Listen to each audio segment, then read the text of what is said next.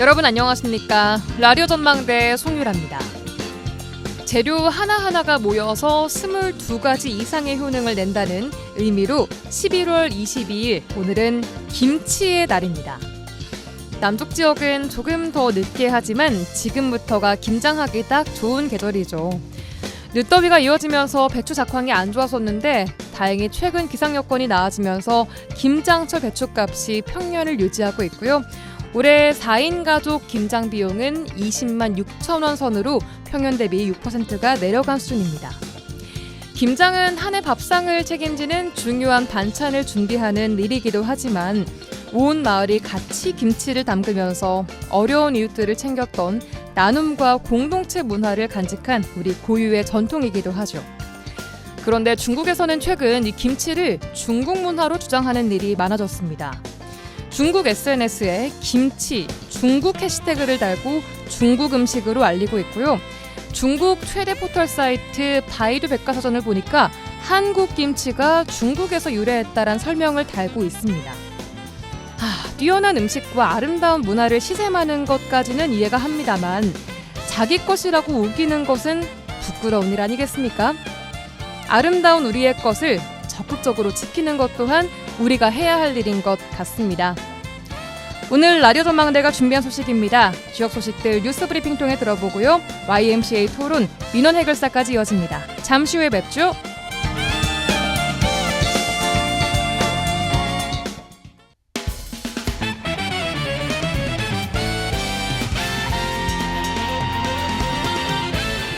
라디오 전망대 11월 22일 금요일 순서 출발합니다. 지역 뉴스부터 정리해보죠. 뉴스 브리핑 GBS 뉴스 차범준 편집국장 연결합니다. 안녕하세요. 네, 안녕하세요. 네, 오늘 지역 소식은 광양부터 가보겠습니다. 포스코 광양제철소에 납품을 하고 있는 광양 지역 소상공인들로부터 새로 설립된 포스코 정비자회사가 지역 업체에 대한 보호 조치 약속을 제대로 실천하지 않고 있다. 이런 불만이 나오고 있다고요? 네, 광양 지역 소상공인들이 지역 납품업체 보호를 위해 포스코 정비자회사의 다른 지역 업체 배제와 총판과의 직거래를 중지해 줄 것을 요구하고 나섰습니다. 네. 광양 지역 소상공인들은 최근 포스코 정비자회사가 입찰 사전 설명회를 열고 구매 업무 관련 절차 등을 설명했는데 회사 측으로부터 구매 업무 프로세스만 설명을 받았고 적절한 기준이나 범위 등을 설명받지 않아 지역 업체를 배제하려 한다는 우려가 해소되지 않고 있다고 주장했습니다. 네.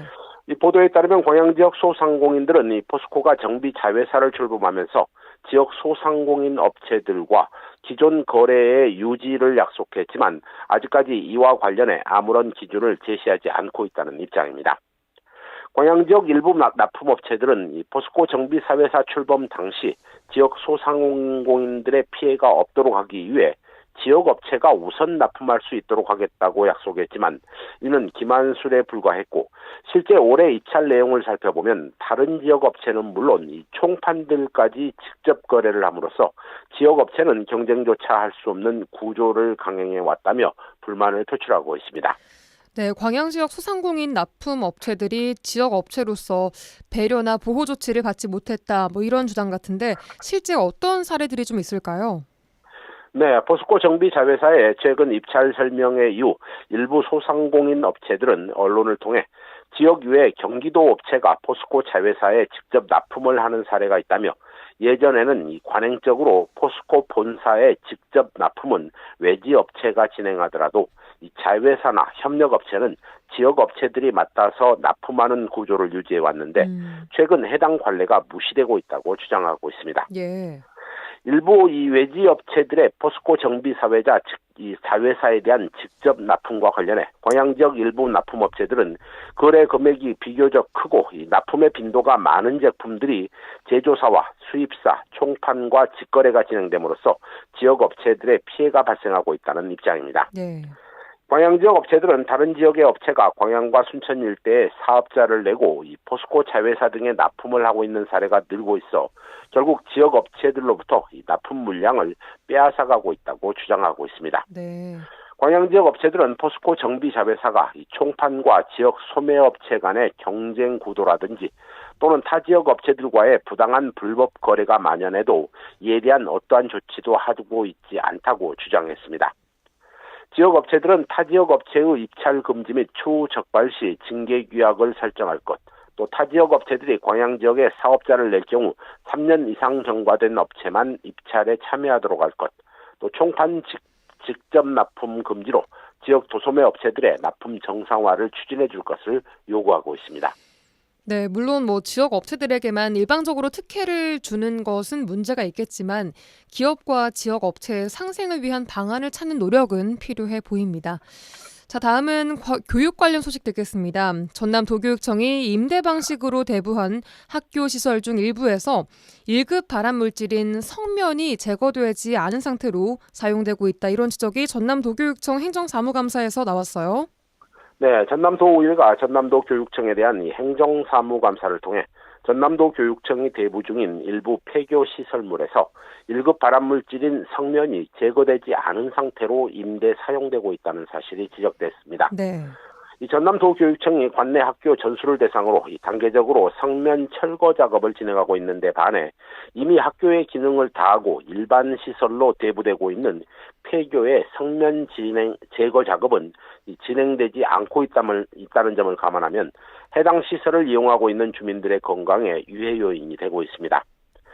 이 문제는 임대 방식으로 이용되고 있는 전남교육청 관할 시설물 중 무려 14곳이 어린아이들이 이용하는 실내 놀이터나 또 대안학교로 이용되고 있고, 이 노인들이 이용하는 치매 쉼터, 또 노인 요양시설, 체험학습장 등으로 이 당장 해당 시설물에서 성면을 우선 제거해야 된다는 지적입니다. 네. 전남도의회 김재철 도의원은 전남도교육청 행정사무감사에서 성면이 제거되지 않은 도내 26개 폐교 가운데 14개는 이 건물의 실내 놀이터나 대안학교, 심지어 노인 요양시설로 활용 중이라며 1급 발암물질인 성면을 조속히 제거해 줄 것을 요구했습니다. 네. 이 도교육청은 이에 대해서 뭐라고 하나요?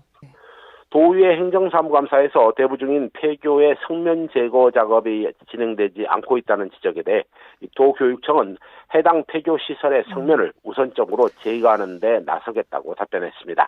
예, 알겠습니다. 오늘 마지막 소식은 여수 소식입니다. 지난해 원장 선출 과정에서 내분으로 여수시로부터 보조금 삭감 조치를 받은 여수시 문화원 사태가 아직 뚜렷한 해법을 찾지 못하고 있다고요? 네, 여수시 문화원이 올해 여수시 보조금을 제대로 지원받지 못해 존폐 위기에 봉착해 있지만 아직 뚜렷한 해법이 나오지 않아 논란이 지속되고 있습니다. 예. 여수시 문화원은 지난해 원장의 사직으로 당시 원장 직무대행 체제로 운영되는 과정에서 이 선거 업무 방해와 불법 선거, 불법 행위 등 법적 다툼까지 이어지면서 이 파행 운영을 겪은 바 있습니다. 여수시 문화원의 내분 양상이 심각해지자 여수시 의회는 이 문화원이 정상화가 될 때까지 보조금 예산을 삭감시켰고, 네. 여수시는 매년 수억 원의 예산에서 이 법정 운영비 대신 4,500만 원만 올해 본 예산에 반영한 바 있습니다.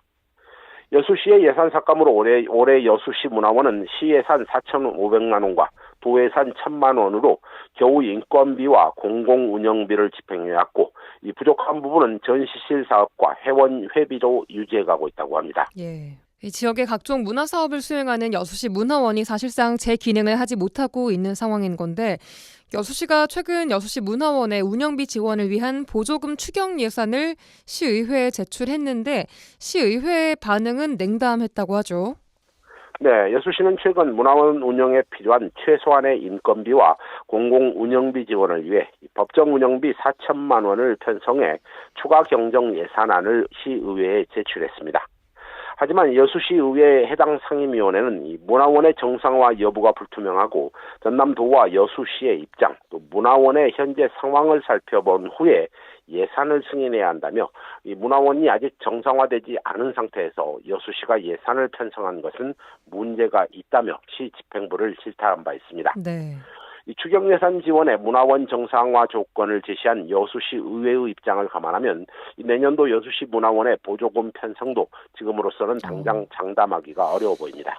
네, 알겠습니다. 오늘 뉴스브리핑 여기까지 듣겠습니다. GBS 뉴스의 차범준 국장이었습니다. 수고하셨습니다. 네, 고맙습니다.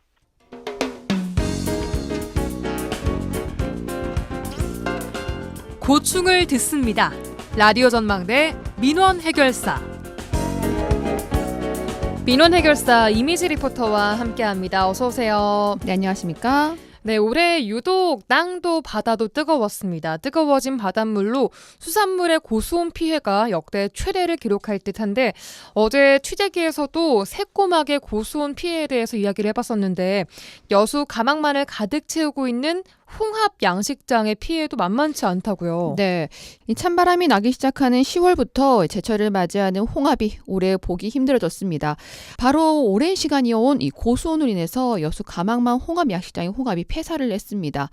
이 여수시 집계로 봤을 때 돌산의 6개 일부 양식장 정도만 80% 폐사율을 보이고 웅천과 소호동 인근 양식장은 100% 폐사를 한 것을 집계되면서 여수시는 가망만 홍합 100% 폐사를 결론 내렸습니다.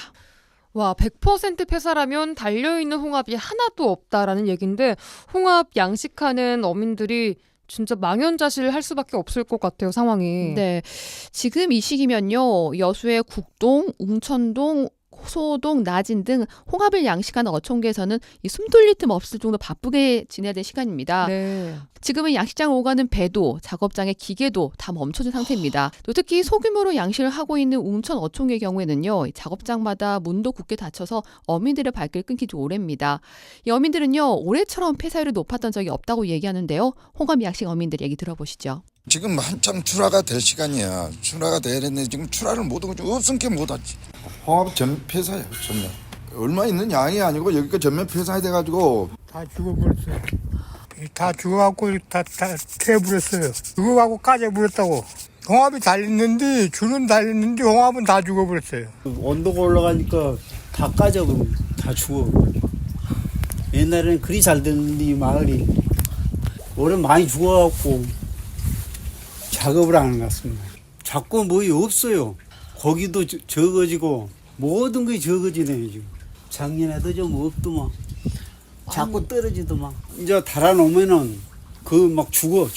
위에는 막 수온이 뜨거우니까.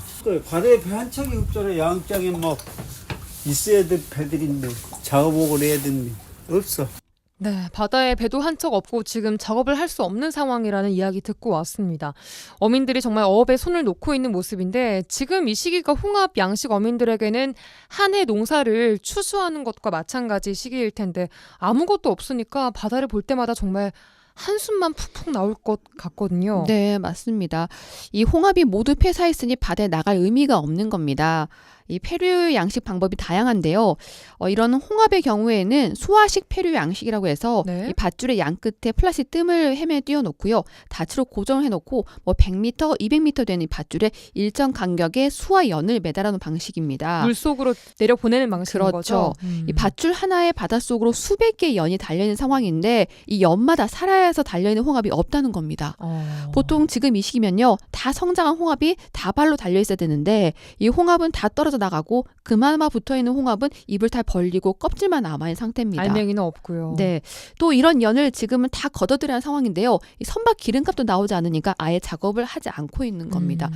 극히 드물게 작업을 하고 있는 작업장 경우는요, 마산이나 창원에서 홍합을 받아와서 작업을 하고 있는 경우도 있었습니다. 그나마 하고 있는 작업도 우리 여수에서 나는 홍합이 아니라는 거죠. 그렇죠. 다 마산과 창원에서 오는 겁니다.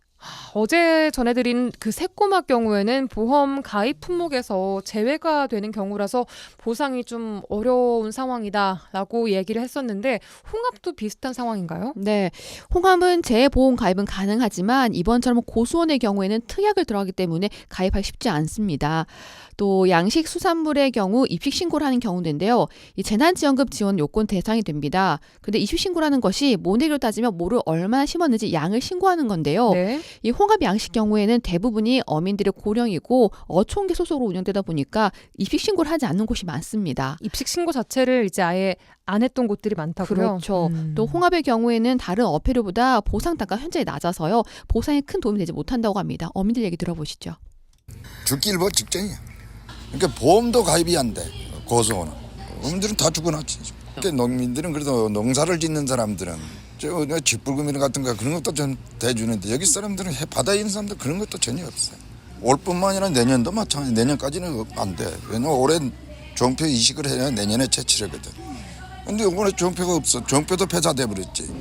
작년에 해놓은 것도 전부 다 여름에 다 폐쇄돼 버렸지. 이래갖고는 죽도 밥도 안 되지. 정표 이식을 할 때 입식 신고한 사람들은 한 줄에 200m 한 줄에 14만 7천원인가 14만 7천원 그거 나왔어. 한 줄에 돈이 200, 300 나오면 14만 7천 인건비도 안 나온다. 시설비도. 그거 갖고 어떻게 신고를 안 해본 사람은 쎄버려. 그거 받으려면 안 하지. 네, 한 줄 팔면 2, 300 나오는데 보상 단가는 14만 원 정도로 낮아서 큰 도움이 안 되고 있다. 이런 이야기 듣고 왔습니다. 네. 지자체에서는 어떤 대책을 내놓고 있나요? 네, 현재 여수시에서는 유관 심의회를 통해서 고수온으로 인한 피해를 확정을 하고 전남도에 복구 계획서를 올려놓은 상태입니다. 네. 이 계획서가 전남도 심의를 거쳐 해수부에서 심의까지 해야 되는데요. 확정이 되면 재난지원금을 지급하지만 여수 대부분 야식장이 입신고를 하지 않아서 거의 효율성이 없는 지원입니다. 네, 고수온으로 인한 환경의 변화가 어민들에게 정말 생계에 직격탄이 되고 있습니다. 내년 양식도 보장할 수 없는 상황에서 어민들의 한숨 깊어져 가고 있는 것 같습니다. 오늘 여기까지 듣겠습니다. 이미지 리포터와 함께했습니다. 고맙습니다. 네, 감사합니다.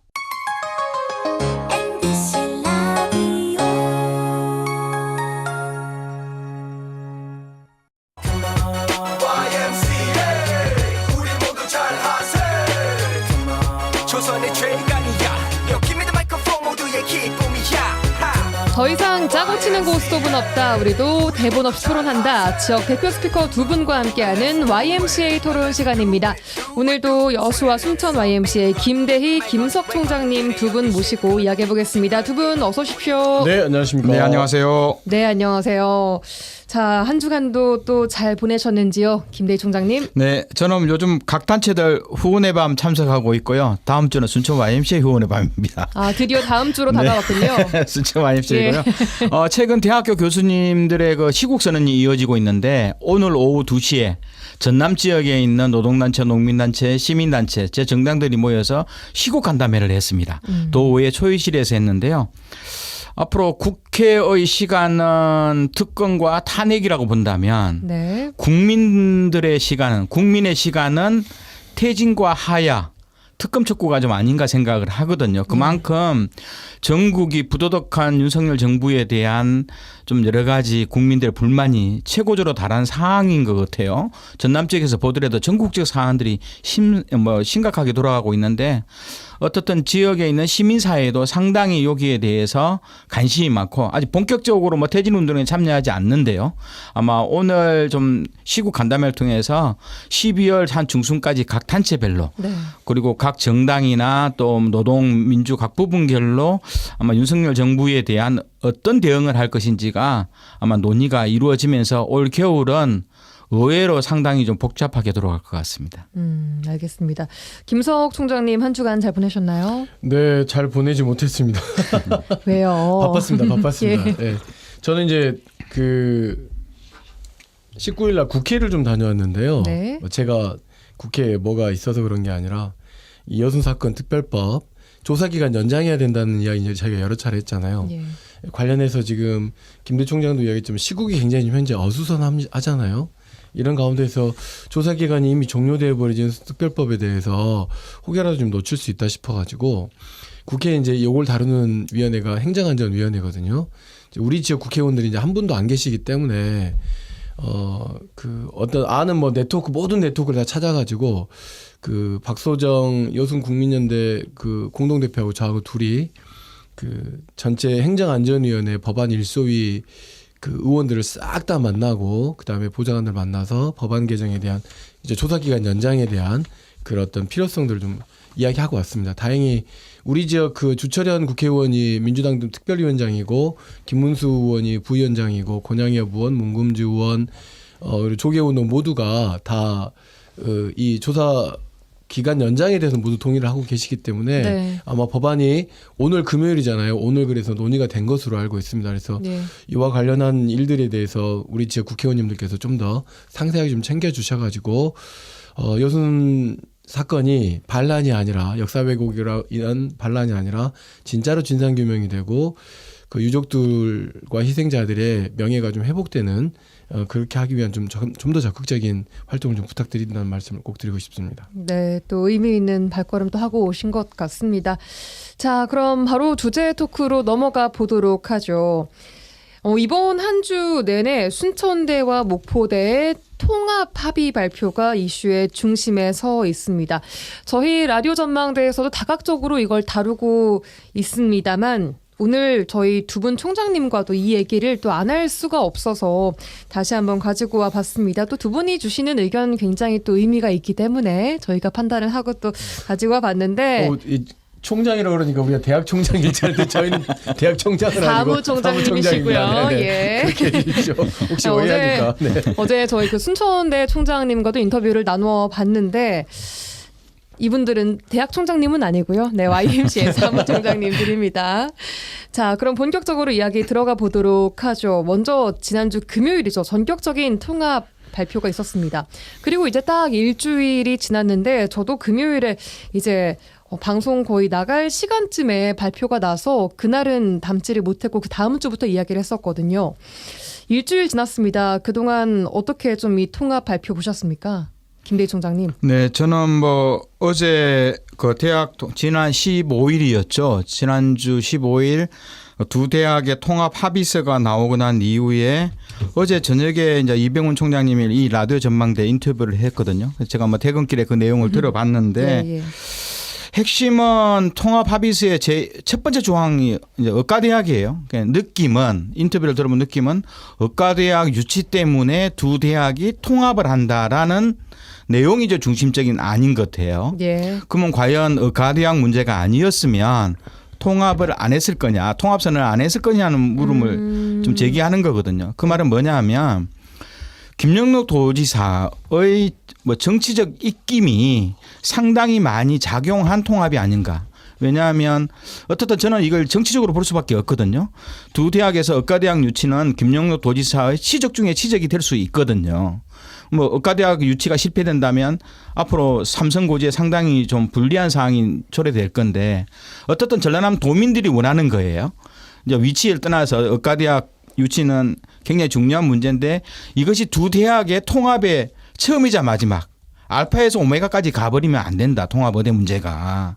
왜냐하면 의과대학이 아니더라도 어떻든 두 대학은 어차피 좀 새로운 통합이 새로운 할례로가 한다면 1도1 국립대 네. 차원에서 예. 그렇다 보면 결국은 모든 것이 의과대학을 중심으로 의과대학 때문에 통합하고 의과대학 때문에 우리가 새로운 할례를 찾아야 된다는 말은 너무 좀 도지사의 일방적 입장들을 좀 받아주는 행태가 아닌가라는 좀 약간 아쉬움이 좀 존재했습니다. 인터뷰의 느낌도 그렇다고 느끼셨어요? 네, 그렇습니다. 알겠습니다. 왜냐하면 통합은 의과대학 문제 말고도요. 지금 전국적으로 수많은 4년제, 2년제 혹은 4년제 대학끼리 간의 통합 논의가 많이 있음에도 불구하고 제대로 이루어진 적이 없는 것은 그만큼 국립대와 국립대 통합은 상당히 어려운 사안인데 대부분 실패를 하고 있거든요. 예. 뭐 이런 좀 여러 가지 어려운 사항들을 고려하지 않고 일방적으로 위에서부터 통합을 선언하는 행태는 향후 두 대학의 구성원들이 어떻게 반응할지 저는 사뭇 염려스러운 측면이 좀 있다고 봅니다. 예, 김석 총장님은 어떻게 좀 받아들이셨어요? 순천 그 대학 입장에서 내부의 양쪽 예. 대학 내부의 구성원들에 대한 뭐 의견 수렴이랄지 공론화 과정을 거쳐야 된다는 것에 대해서는 저희가 뭐 끊임없이 이야기했고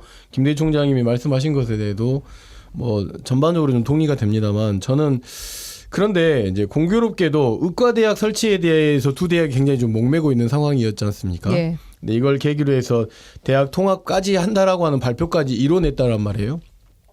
사실상 어찌됐든지 간에 의대를 양쪽 대학에서 가져오기 위한 방법이라고 볼 수 있는 거잖아요. 네. 또 전라남도도 그런 관련해서 공모 사업을 추진하다가 지금 굉장히 전남 동부에 굉장히 큰 저항이 좀 생겨서 이 문제가 대학 통합으로 그 방향이 전환될 때만 해도 사실은 굉장히 부정적이었어요. 근데 양쪽 대학 모두 다 장기적으로 미래적으로 놓고 봤을 때는 저출산 문제도 있고 계속 뭐 학생들은 좀 줄어들기도 할 것 같고 지역 소멸에 대한 위기도 있는 것이고, 그러니까 공교롭게 의대라고 하는 유치에 대한 좀 굉장히 희망적인 반응도 있지만 뒷그림은 사실은 생존에 대한 어두운 그림이 있는 가운데서 이것을 통합이라고 하는 효과를 좀 보기 위해서 통합을 발표한 것은 아닌가라고 저는 좀 긍정적으로 봅니다, 일단. 근데 이제 왜 긍정적으로 보냐면 이제 어찌됐든지 간에 제가 그 긍정적으로 보는 건 일단 이 통합 발표하고 난 이후에 현수막 내용이 좀 바뀌었어요. 어떻게요? 공모를 어떤 쪽에서는 공모를 중단시킨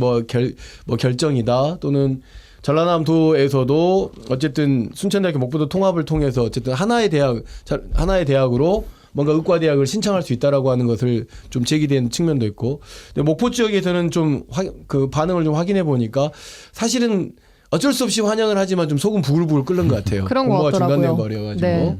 예, 그런 측면이 있기 때문에 이건 순천대학교 목포대 통합 발표를 단순히 이기적이냐 이기적이지 않느냐 이런 문제로 보는 게 아니라 의과대학이라고 하는 굉장히 중요한 공동의 목표가 있는 가운데서 국립대학의 통합이라는 굉장히 어려운 이슈를 같이 흡수해서 제기한 것인데, 결과적으로는 두 대학 구성원들과 두 대학 지역 그 주민들과의 어떤 예. 공론장을 반드시 있어야 된다. 반드시 있어야 한다. 이런 말씀을 예, 드리고 일단 뭐 대신- 첫 발을 네, 뗀 제가 부분이죠. 보기에는 물론 이제 통합 합의서가 대체적으로 통합 의대를 문제를 중심으로 구술이 되었지만, 그래도 긍정적으로 볼 수 있는 것은 저희 방송에서도 이왕이면 목포대, 순천대 양쪽 서부와 동부가 워낙 거리상 멀기 때문에 예. 각각 의과대학을 줘야 된다는 주장이 많았잖아요. 네. 근데 합의서의 근본적인 흐름을 보니 뭐 양쪽 영역에 의대 교육관을 만들고 네. 향후 부속병원도 두 개로. 예, 인력병원으로 양쪽으로 나누는 문제는 약간 긍정적으로 지역민들의 의견들을 최대한 반영하려는 것, 통합적 내용들을 합의서에 좀 담은 것은 긍정적이라고 좀 봅니다. 일단 뭐 순천대 측에서도 동서 간의 갈등을 조금 뭐 잠재웠다 이런 측면에서는 좀 희망적으로 바라보고 있더라고요, 우선적으로.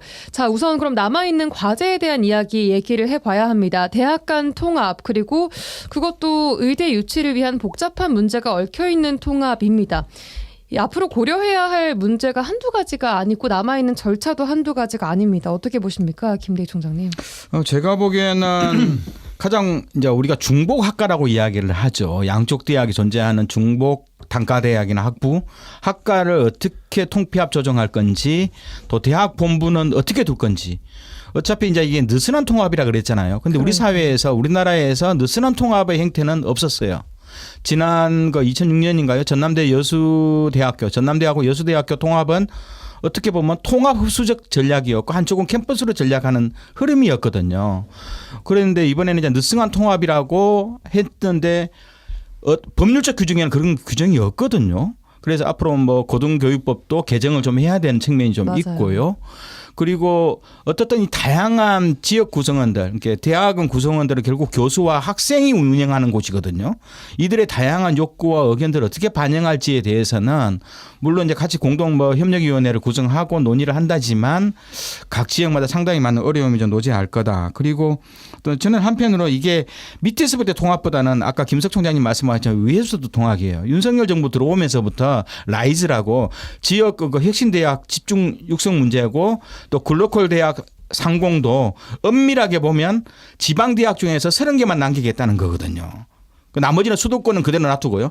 지방은 워낙 사립대 중심인데 결국 국립대는 중심으로 지금 거점대학 예, 9개 하고 이러면서 30개 국공립대학만 남기겠다는 전략이기 때문에 네.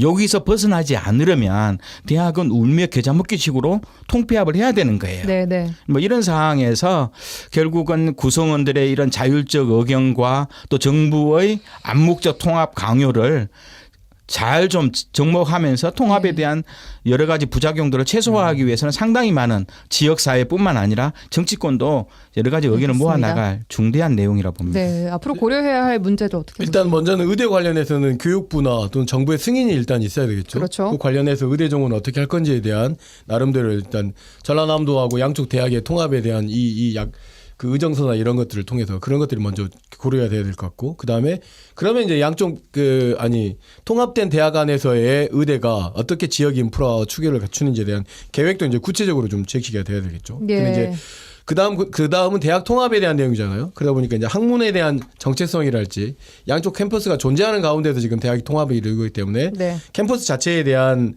특성을 어떻게 할 거냐. 예를 들면 목포대학은 뭐 해양, 수산 뭐 이런 쪽일 테고, 순천대학은 농업이나 생태 또는 뭐 기술 관련된 우주 관련된 쪽일 텐데, 이런 강점들을 어떻게 유지해 갈 거냐라고 하는 것들을 좀 더 고려돼야 될 것 같고, 그다음에 이제 캠퍼스 간에 어찌됐든지 간에 양쪽 대학 간의 갈등 관리가 좀 조정돼야 되지 않겠습니까? 네. 서로 이기주의에 빠져버리면 최근에 지금 여러 그 전국에서도 보면 몇몇 여대가 공학으로 남녀공학으로 전환한다고 해서 전환하는 것에 내부 대한 구성원들과의 반발, 예. 논의가 없어가지고 지금 농성에 들어갈 정도로 굉장히 대학 구성원들을 무시할 수 없는 그 대학 어떤 통합 과정에서의 결정 과정의 중요한 주체로 봐야 된다라고 하는 거고, 세 번째는 지역 사회와의 협력입니다. 어쨌든지 간에 글로컬이든 뭐든지 간에 지금 현재로서는 국립대학을 지원하는 여러 가지 방법이 교육부도 있지만 전라남도나 순천시, 목포시 자치단체의 좀 지원도 대단히 중요하지만 그동안 어쨌든 지역 사회와 함께 해왔기 때문에 지역 연구에 대한 어떤 구체적 계획이나 이런 것들도 좀 필요할 것 같고,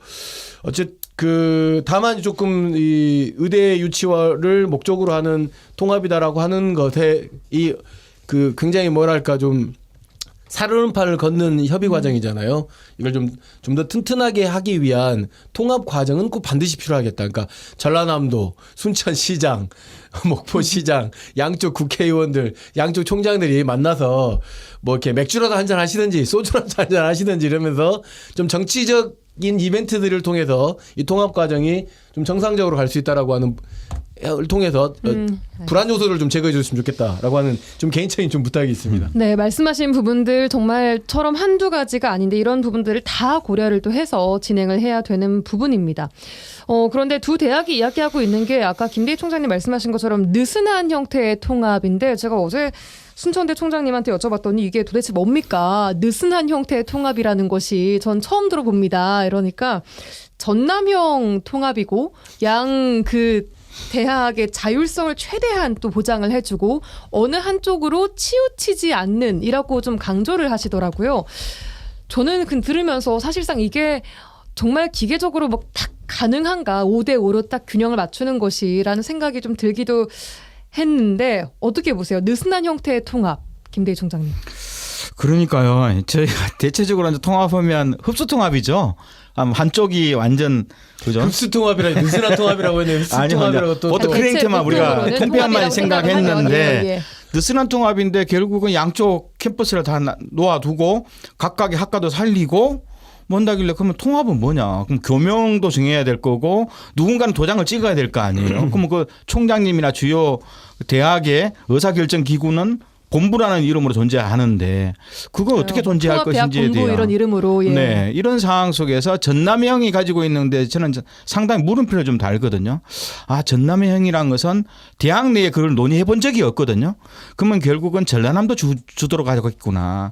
교육부가 이번 글로컬 대학 상공이라든가 라이즈를 통해서 지방 정부의 모든 책임을 지우려고 좀 하고 있거든요. 교육부는 뒤로 빠지고요. 예. 그러면 결국은 전라남도가 중심이 된, 지방정부가 중심이 된 형태를 가져갈 거다. 그건 굉장히 정치적으로 갈 수밖에 없는 구조거든요. 그래서 전남형이 어떤 의미인지도 저도 좀 더 공부를 좀 해보고요. 대학 간의 여러 가지 토론도 좀 제안해 볼 필요는 있을 것 같습니다. 하지만 극단적인 서부와 동부라는 극단적 거리가 양쪽으로 놓여 있는 대학을 어떻든 이게 농어촌 분산형 도시잖아요. 이런 상황 속에 그래서 각각의 지리적 조건, 역사적 조건, 학문적 조건들을 좀 반영하는 형태로 갈 건데 저도 상당히 좀 궁금합니다. 이 내용이.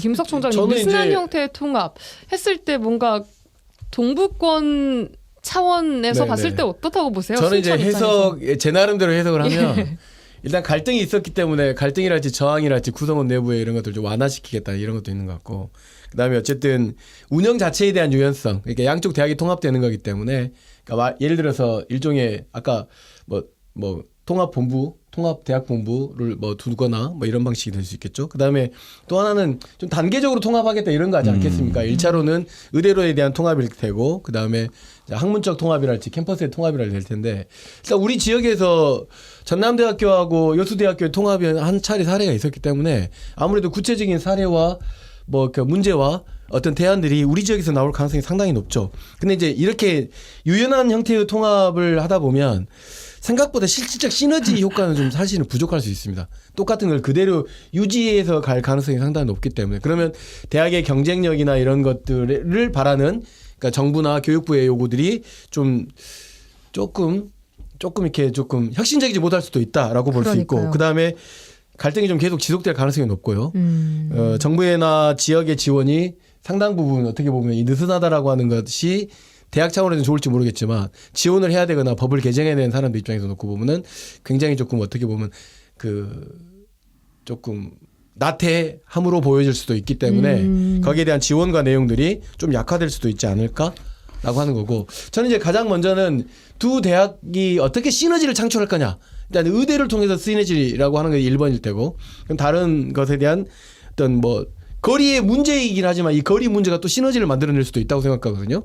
어떤 식으로 예를 들어서요? 예를 들면 아까 말씀드렸던 것처럼 목포는 해양과 수산 중심으로 순천은 농업과 또는 뭐 과기술 중심으로 또는 인문학 중심으로 뭐 생태나 이런 방식으로 뭐, 한다면 예. 그렇죠. 그렇게 한다고 하면 나름 이게 제가 뭐 어떻게 재단할 수는 없을 것 같습니다만은 뭐 그렇게 되겠죠. 두 번째는 대학의 명칭을 만드는 과정에서도 갈등이 아니라 뭔가 이렇게 공론 방식으로 만들어진다고 하면 상당히 좋을 것 같고 그래서 아까 제가 잠시 좀 유머스럽게 얘기했습니다만은 총장님들 뭐 도지사님들 양쪽 시장님들 국회의원들 모셔가지고 한번 치맥이라도 좀 마시면서 조금 좀 통합되는 모습을 먼저 보여주셔야 불안 요소가 좀 사라질 것 같습니다. 저도 김석 총장님 말씀에 일정하게 좀 동의한 부분이 이제 전남형의 느슨한 대학이라면 저는 최소한 6, 7년 정도는 현재의 체계를 가져갈 거다. 현재의 체계를 가져가되 대학 기능은 분리를 좀 할 거다. 뭐 해양수산 쪽은 목포로 가지만 동부 쪽이 강세가 있잖아요. 사범이라든가 인문학 아니면 공과대학. 우주항공 뭐 이런 영역은 동부 쪽이 훨씬 강세거든요. 인구도 많이 모여 있고 산업적 기반이 있고 이런 쪽은 이제 동부 쪽으로 가고 의과대학은 양쪽으로 분리를 하되 한 6, 7년 이후에 통합의 형태로 갈 거고 그리고 인근에 있는 특수대학이나 공립대학들이 좀 있어요. 도립대학처럼. 이런 대학은 통합대학으로 통합국공립대학으로 좀 흡수 통합을 시키면서 대학 내에 2년제 3년제 전문학사나 전문 기술석사 과정들도 허용하게 만들어서 대학 학문의 자율성들 이런 것들을 가져내면서 어떻든 전남의 농어촌 사항이나 거리제 사항들을 서로 인정하면서 갈 거다. 근데 대학의 명칭은 우리가 전혀 생각하지 않은 제3의 영역이 나올 거고 뭐 그런 형태는 뭐 얼마든지 우리가 추측해 볼 수 있고요. 그리고 양쪽의 의사결정은 대학 구성원뿐만 아니라 어차피 전라남도도 깊숙이 관여를 해요. 예. 그러면 도의회라든가 그러면 지역사회의 주민대표들도 충분히 대학의 운영에 관여를 하면서 서로 간의 재정도 지원하고 또 지역의 실용적인 학문적 영역도 확산하는 그런 형태로 가지 않을까 좀 생각을 해봅니다. 그럼 김대일 총장님께서는 이런 뭐 행정적인 이질감이나 거리감 뭐 여러 문제들을 극복하고 시너지를 또 낼 수 있는 방법들이 나올 것이라고 보시나요? 나오긴 나오겠는데요. 거리나 역사와 문화의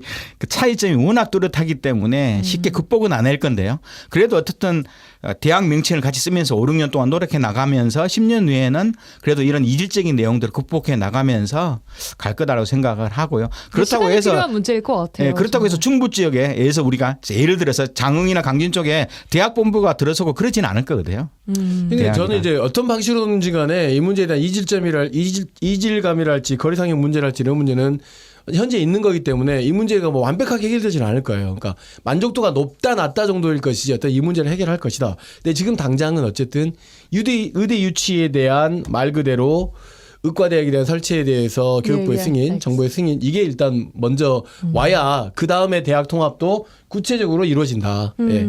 그러니까 이 단기적인 의대 설립 관련된 양 대학 간의 통합의 의지가 있기 때문에 이것을 어떻게 빠른 시간 내에 대학 정부로부터 승인을 받는 과정들이 있어야 그 다음 단계가 이루어질 것 같습니다. 네, 요거 하나만 좀 여쭤볼게요. 네. 이번 올해 말까지 대학 통합 신청서를 제출을 하는데 이때 통합 요건을 어느 한쪽이 대학이 갖추지 못했을 때 요건을 갖춘 대학을 우선 좀 의대 배정을 하고 대학 통합과 의대 신설 투 트랙으로 가겠다 이런 이야기들이 있더라고요. 그랬을 때 목포대랑 순천대를 좀 비교해 봤을 때 순천대가 요건을 잘 갖추고 있다고 보시나요, 이게? 우선 의과대학의 승인 조건이 이제 여러 가지 기초 학문이라든가 전문 인력 그리고 주변의 여러 환경들을 볼 수밖에 없는 구조인데 어디가 뭐 우월하고 한쪽에서는 뭐 목포대가 우월하다 또 한쪽은 아니다 우리가 더 뭐 순천대가 우월하다 하는데요. 그것은 뭐 정확하게 내부적 서류나 내용을 못 봤지만 저는 그래도 나름대로 그 해결 방법 그 통합 합의서에 나와 있었던 먼저 조건이 되는 쪽에서 하고요. 뒤에 이제 2, 3년 후에 조건이 안 되는 쪽에서 조건을 맞추면 인력을 서로 상호 동등하게 나눈다는 생각은 저는 좋다고 봅니다. 미진한 쪽을 약간 먼저 간 쪽이 배려해 주는 모습은 통합의 가장 기본적인 조건이기 때문에 저는 그건 나름대로 그 내용은 좋았다고 봅니다. 저는 이제 그 질문은 조금 지금 상황과 좀 잘못된 질문일 수 있다고 보는 게 통합을 발표한 대학이잖아요. 근데 누가 우월하냐고 물어보는 질문은 이 통합의 결정에 대해서 이 문제의식을 많이 갖고 있는 상황이란 말이죠. 그래서 제가 지금 바꾼다고 하면 우월의 문제가 아니라 조건을 양쪽 대학에 갖추기 위한 노력이 필요하다. 그러니까 그렇게 하기 위해서 사실상 막 그 양쪽 지역민들과 대학과 정치적인 요건으로 굉장히 강하게 뭐 공모에 응해야 된다, 공모에 참여하지 말아야 된다. 순천대학교가 뭐 전남 동부권 지역의 어떤 의료 현장을 발행하기 위해 순천대학교 돼야 된다, 목포대가 된. 저는 거의 각 지역으로 놓고 보면 거의 그런 어떤 정책 이슈와 필요성에 대한 것은 거의 비등하다고 생각을 해요. 그러니까 이게 뭔가 이제 그렇죠. 요건을 뭐 한쪽이 못 갖출 경우 그렇죠. 이런 그다음 이제 우려가 두 번째 나오기 이제 때문에 송유라 아나운서가 이야기한 것처럼 그럼 그 내부적으로 조건을 갖추고 있냐 갖추고 있지 못하냐는 것은 대학의 사정이라고 보여지거든요.